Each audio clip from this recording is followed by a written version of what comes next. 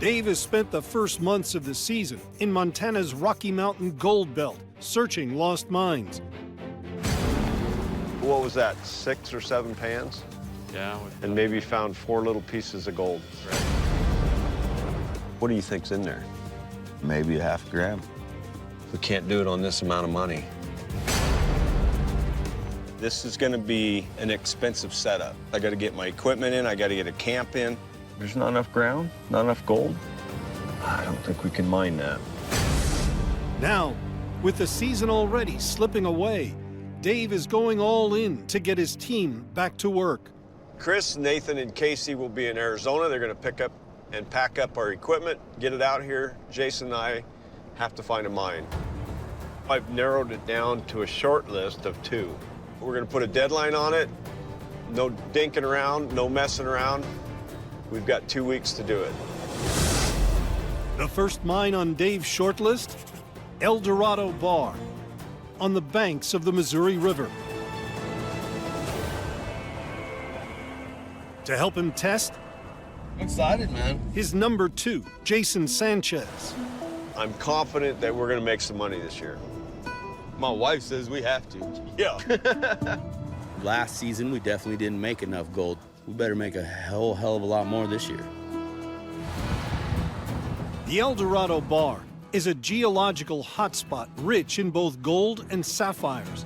But since World War II, gold mining has ceased, with modern miners more focused on the easy-to-get sapphires. At this place, gold runs with sapphires. And there could be millions of dollars worth of gold left here. I'm going to see a guy named Neil. He's a sapphire miner. Neil, hey, what's going on? So show me some sapphires. All right. Whoa! Those are huge. Wow. You got a heck of a one-man operation. How do we fit? Well, I got 110 acres here, and there's only so much one guy can do. The sapphires are great, Neil, but I'm a gold miner. I need to see some gold. It's all right with you. I'd like to walk the ground. Yeah. All right. I'd be happy to make a deal with him where he can have all the gold and we share the sapphires. Look at that. He's got a test pit here. Holy cow. Wow, Neil, that's a lot of digging. We're really deep. Is that your pay zone? It looks like it's pretty defined, isn't it? Yeah, I think probably the bottom 3 to 4 feet of the gravel. El Dorado's sapphire-rich pay dirt sits in ancient river gravel.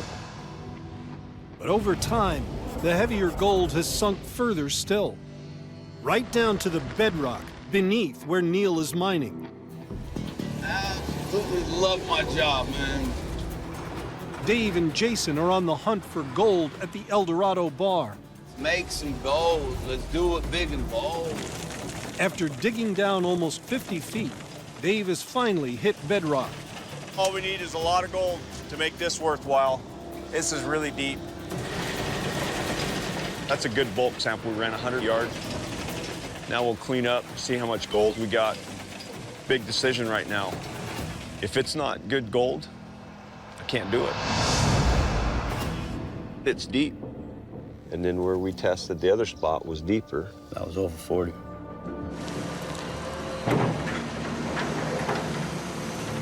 You're talking $250,000 to mine here. I think we need $25 a yard. 25 bucks a yard, and we could make this work. Now, we just need to see enough that our crew can make some money. What do you think? Yeah. Just get the last of this. Oh my gosh.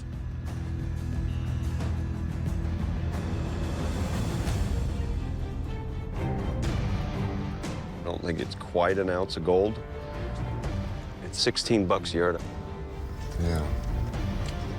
You know, last year we had a tough year. We mined and the guys didn't make a lot of money. 16 bucks a yard is pretty good. It's just not quite there. We got to put this on the back burner for now and keep looking.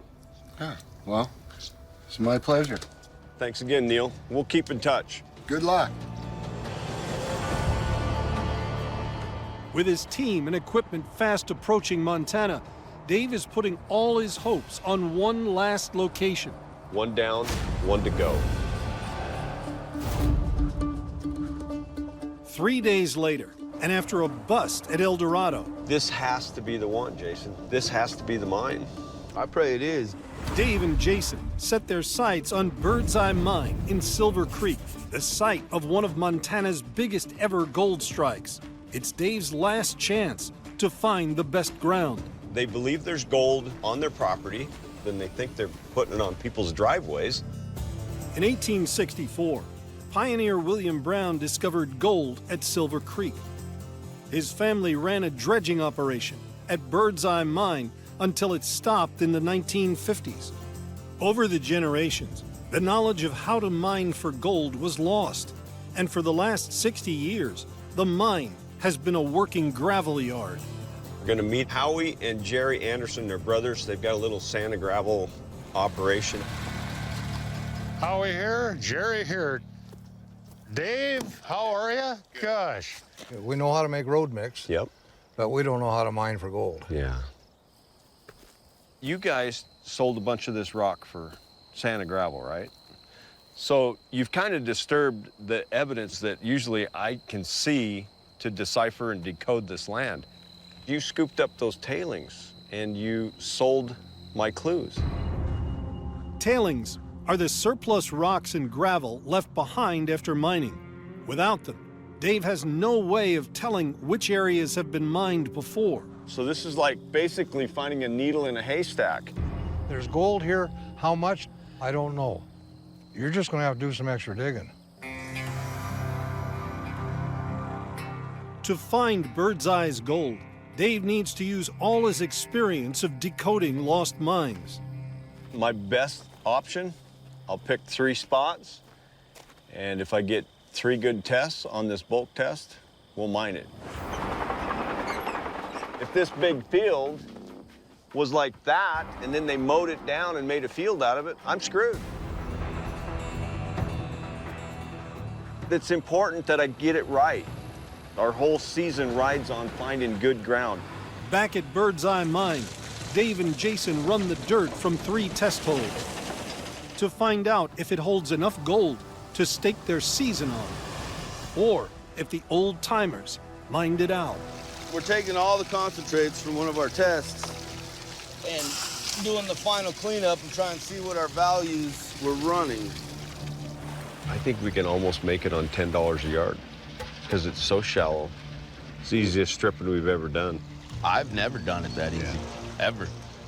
Well, we've got to have 10. Let's hope for 12 or 15.